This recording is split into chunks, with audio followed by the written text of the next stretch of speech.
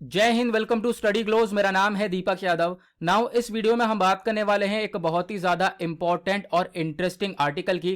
तो आप लोगों को मालूम चली गया होगा, जो ये जेफ बेजोस हैं अमेजन के मालिक, ये स्पेस में ट्रैवल करने वाले हैं अपने भाई के साथ।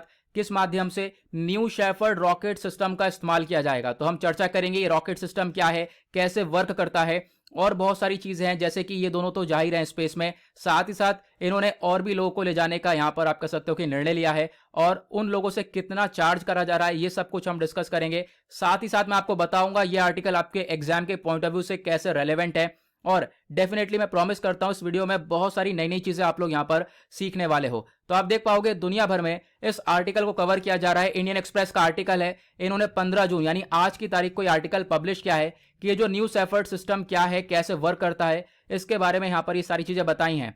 उसी तरीके से जो ये आर्टिकल है, इसके ऊपर लगभग एक सप्ताह पहले से लगातार चर्चा होती हुई नजर आ रही है। नाउ खबर क्या है? खबर मैंने आप लोगों को बता ही दी है कि जो ये अमेजन के फाउंडर हैं, साथ ही साथ एक one of the richest person माने जाते हैं दुनिया में, बिलियनियर हैं, जेफ बेजोस। इनकी खुद की एक स्पेस कंपनी है जिसका नाम है ब्लू ओरिजिन। ध्यान रखना, ये इनकी स्पेस कंपनी है, इसी के स्पेस क्राफ्ट को इस्तेमाल किया जाएगा। अब इन्होंने क्या सोचा कि चलो हम दोनों तो ट्रैवल कर ही रहे हैं स्पेस में, क्यों ना किसी और को भी लेके जाया जाए, उसी से पैसा कमा लिया जाए। तो उसकी वजह से इन्होंने क्या करा, नीलामी करी, एक तरीके से ऑक्शन किया।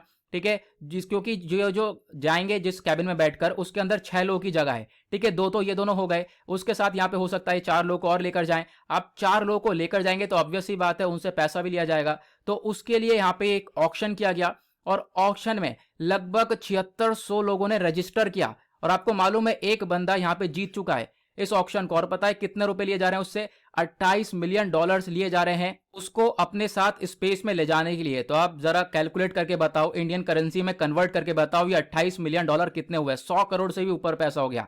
इतना रुपया लिया जा रहा है एक बंदे को ले जाने के लिए। तो आप समझ सकते हो इससे भी इन्होंने पैसा जनरेट कर लिया है। और इसके लिए आप यहाँ पे देख रहे होंगे 7600 लोगों ने रजिस्टर किया था, और ये महाशय लगभग 159 कंट्रीज में अलग अलग बैठे हुए थे। एक तरीके से अलग अलग कंट्री से जो है यहाँ पर ये रजिस्ट्रेशन हुआ है। अभी फिलहाल एक को चूज कर लिया गया है। हो सकता है यहाँ पर जब तक ये लॉन्च हो, एक तरीके से जब तक ये स्पेस में ट्रैवल करें, तब तक और भी लोगों को यहाँ पर रजिस्टर किया जाए। जैसा मैंने बताया इसमें 6 लोगों की सीट है। अब यहाँ पे आप कह सकते हो 3 लोग फिक्स हो चुके हैं, अभी 3 लोग और बचे हैं। तो हो सकता है कि और ऑक्शन हो और 3 लोगों को यहाँ पर लिया जाए। तो जो विनिंग बिडर होगा, एक तरीके से जो भी इस नीलामी को जीतेगा, अब क्या होगा, वो यहाँ पे ऑब्वियस ही बात है इस न्यू शेफर्ड रॉकेट में ट्रैवल करेगा। किसके साथ? बेजोस और उनके भाई के साथ।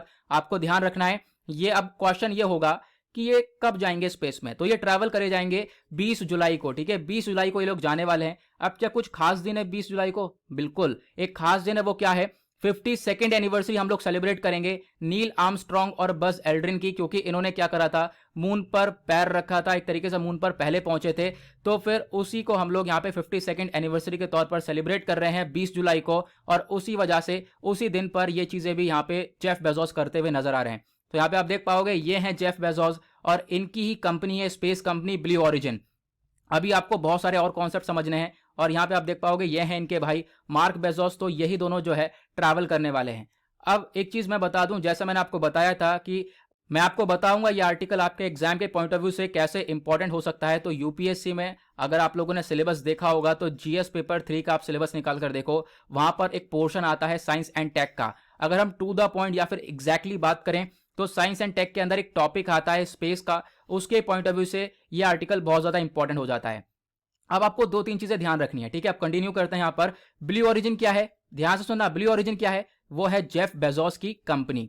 ठीक है, और जो न्यू शेफर्ड क्या है, वो है इस कंपनी का रॉकेट। ये चीजें क्लियर हो जानी चाहिए। न्यू शेफर्ड क्या है? वो एक रॉकेट है, वो ब्लू ओरिजिन कंपनी का ही रॉकेट है। ब्लू ओरिजिन कंपनी किसकी है? वो है जेफ बेजोस की। ठीक है, अब यहाँ पर इसके बारे में एक दो चीजें और बता दूं, जैसे कि फाउंडर जेफ बेजोस हो गए, साथ ही साथ ये जो ब्लू ओरिजिन है इसका हेडक्वार्टर आपको यूएस के अंदर देखने को मिलेगा। जैसे आप कह सकते हो इलॉन मस्क का स्पेस एक्स है, उसी तरीके से यहाँ पर जेफ बेजोस का ब्लू ओरिजिन भी है, साथ ही साथ अमेजन भी है। एक तरीके से ये प्राइवेट फंडली कंपनी होती है। अब अगर हम बात करते हैं शेफर्ड की, तो इतना आपको समझ में आ जाना चाहिए, कंफ्यूजन बिल्कुल भी ना हो। ब्लू ओरिजिन जेफ बेजोस की स्पेस कंपनी है, और जो ये न्यू शेफर्ड है वो एक रॉकेट है इसी कंपनी का। ठीक है, अब होगा क्या, ये जो न्यू शेफर्ड है, क्वेश्चन ये आ रहा होगा इसका नाम कैसे पड़ा न्यू शेफर्ड, क्योंकि एग्जाम में भी पूछा जा सकता है ये शेफर्ड का नाम कैसे पड़ा शेफर्ड। ठीक है, तो इसका नाम पड़ा है एक एस्ट्रोनॉट के नाम के ऊपर। एक एस्ट्रोनॉट थे जिनका नाम था एलन शेफर्ड। ये फर्स्ट अमेरिकन थे जो कि स्पेस में फ्लाई किया था इन्होंने, और उसी की वजह से यहाँ पर इनका आप कह सकते हो ये जो रॉकेट है इसका नाम रखा गया है न्यू शेफर्ड। अब कुछ इंपॉर्टेंट चीज और है, तो ये रॉकेट करमन लाइन तक जाने वाला है। करमन लाइन के बाद इसके ऊपर एक कैप्सूल लगा होगा, वो इसको स्पेस में फेंक देगा और फिर उसके बाद रॉकेट नीचे आ जाएगा, पीछे पीछे ये कैप्सूल भी आ जाएगा। कुछ समझ में नहीं आया, सब दिमाग के ऊपर से निकल गया है ना, तो कोई बात नहीं, आगे हम लोग अभी समझेंगे कैसे वर्क करता है। लेकिन यहाँ पे आपको ध्यान रखना है, जो ये करमन लाइन है इसको internationally recognised boundary of space बोला गया है। मतलब करमन लाइन के बाद ऊपर अंतरिक्ष चालू हो जाता है, ठीक है, इतना समझ लेना।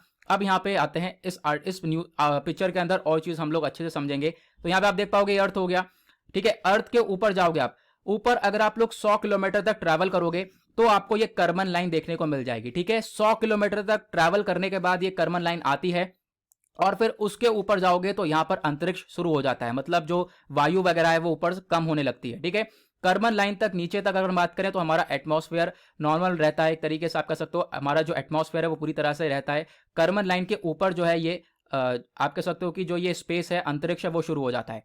अब आपका क्वेश्चन ये होगा, तो क्या जो इंटरनेशनल स्पेस स्टेशन है या फिर ये सारी चीज हम लोग लॉन्च करते हैं, तो क्या हम लोग सिर्फ आसमान 100 किलोमीटर की दूरी पर ही लॉन्च करते हैं? तो ऐसा नहीं है। जो इंटरनेशनल स्पेस स्टेशन है वो आपको 410 किलोमीटर के आसपास दूरी पर देखने को मिलेगा, यानी कि अगर आपको ऊपर जाना पड़ेगा, लगभग 400 से भी ज्यादा किलोमीटर तक ऊपर ट्रैवल करना पड़ेगा, तभी आप लोग इंटरनेशनल स्पेस स्टेशन पर पहुंचोगे।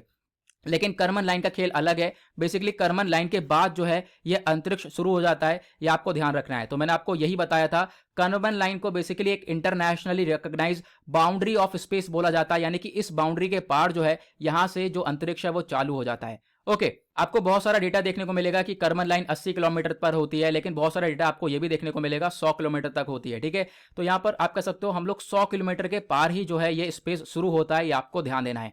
अब अगर हम बात करें, ये जो न्यू शेफर्ड है ये स्पेस तक जाएगा, ठीक है, करमन लाइन तक जाएगा, करमन लाइन के बाद ये नीचे आने लगेगा।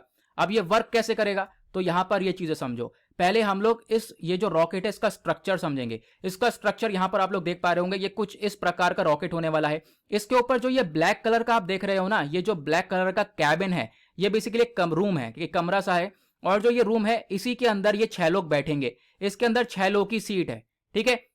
अब यहाँ पे 6 लोग बैठेंगे, वो है पूरा का पूरा ये कैबिन।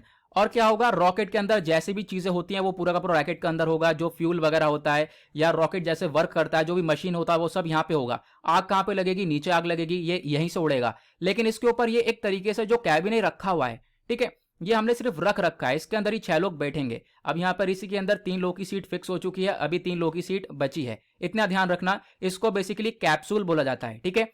क्या बोला जाता है, कैप्सूल बोला जाता है। ये 6 लोगों की सीट इसके अंदर आपको देखने को मिलेगी। मैं बार बार रिपीट कर रहा हूं क्योंकि कंफ्यूजन क्रिएट हो जाएगा, इस वजह से मुझे बार बार रिपीट करना पड़ रहा है।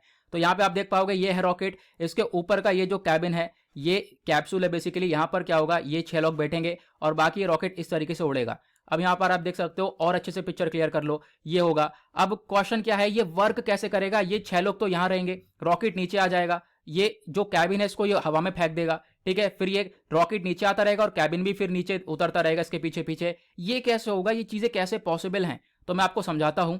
यहां पर आप लोग देख पाओगे, ये अच्छे से क्लियर होगा। तो ये क्या होगा, शेफर्ड रॉकेट जो है इस तरीके से यहाँ पे उड़ेगा। ये यहाँ पे क्या है, ये कैबिन है, इसके अंदर 6 लोग बैठे हैं, ये उड़ेगा इस तरीके से, यहाँ पे जाएगा। ऊपर आपको करमन लाइन देखने को मिलेगी, करमन लाइन के पार ये 100 किलोमीटर तक करमन लाइन देखने को मिलती है। इसके पार क्या होगा, स्पेस चालू हो जाएगा। तो अब यहाँ पे रॉकेट इस तरीके से उड़ेगा। क्या होगा, जैसे यहाँ पे करमन लाइन तक पहुंचेगा, ये इसके कैबिन को ऊपर फेंक देगा, ठीक है, कैबिन को ये ऊपर फेंक देगा और ये रॉकेट कुछ इस प्रकार से नीचे आना चालू हो जाएगा, जैसा आप लोगों को पिक्चर में दिख रहा होगा। और फिर आकर नीचे धरती पर ये लैंड हो जाएगा। अब जो ये कैप्सूल है इसके पीछे पीछे आएगा, ठीक है। मतलब कि आप स्पेस का बस आप नजारा देख रहे हो, जरा सा आपने स्पेस में पहुंच गए और फिर उसके बाद आपको नीचे आना पड़ेगा। हो गया ये टूरिज्म, घूम लिया स्पेस में, ठीक है। एक तरीके से आप कह सकते हो ना, जैसे झूला झुलाया जाता है ना, उसी तरीके से यहाँ पर ये चीजें देखने को मिल रही हैं। अब आपका क्वेश्चन ये होगा, भाई ये तो अगर नीचे गिरेगा तेजी से तो गिर जाएगा, मर जाएंगे लोग। तो ऐसा नहीं होगा, क्योंकि जैसे जैसे ये कैप्सूल गिरेगा नीचे, इसके अंदर पैराशूट निकल कर आएगा और जो पैराशूट के बेसिस पर ये ऑब्वियसली बात है धीरे धीरे धीरे धीरे लैंड करेगा और फिर उसके बाद फाइनली ये लैंड कर जाएगा। तो ये पूरा सिस्टम होने वाला है। 6 लोग बैठेंगे, रॉकेट ऐसे जाएगा, कैबिन को ऊपर फेंकेगा, कैबिन करमन लाइन से ऊपर जाएगा, मतलब ये लोग स्पेस में पहुंच गए। और फिर स्पेस से यहाँ पर ये कैबिन रॉकेट नीचे आ जाएगा और पीछे पीछे कैबिन आ जाएगा और इसके अंदर ये 6 लोग बैठे हुए होंगे, वो लोग भी आ जाएंगे, ठीक है। अब क्वेश्चन ये है, क्या ये एक बार में सक्सेसफुल हो जाएगा, लोग मरेंगे तो नहीं इसमें? तो देखो यहाँ पर ये 7 बार सक्सेसफुली टेस्ट हो चुका है इसका, यानी 7 बार तक टेस्टिंग हो चुकी है। अब आने वाले टाइम में देखेंगे क्या होता है, क्योंकि 7 बार तो ऑलरेडी टेस्टिंग हो चुकी है, तो ऑब्वियस ही बात है ये लोग सिंपली अच्छे से नीचे उतर जाएंगे। ठीक है, ये सारी चीज़ें आई होप आपको ये समझ में आ गया होगा क्या क्या चीज़ें हैं, और अच्छे से चीज़ें क्लियर हो गई होंगी और मज़ा भी आया होगा ना। इसी के साथ लेक्चर को समाप्त करते हैं। अगर आप लोगों को कोई भी क्वेरीज होती है अपने यूपीएससी से रिलेटेड, तो आप लोग मुझे इंस्टाग्राम पर जाकर फॉलो कर सकते हो, दीपक यादव एजुकेशन, ये मेरी आईडी है। और स्टडी ग्लोज के ऐप को डाउनलोड कर लेना, नीचे डिस्क्रिप्शन बॉक्स में इसका आप लोगों को लिंक मिल जाएगा। इसी के साथ करते हैं लेक्चर को समाप्त, मिलते हैं आप लोगों से नेक्स्ट वीडियो में। आज के लिए bye bye, have a nice day and Jai Hind.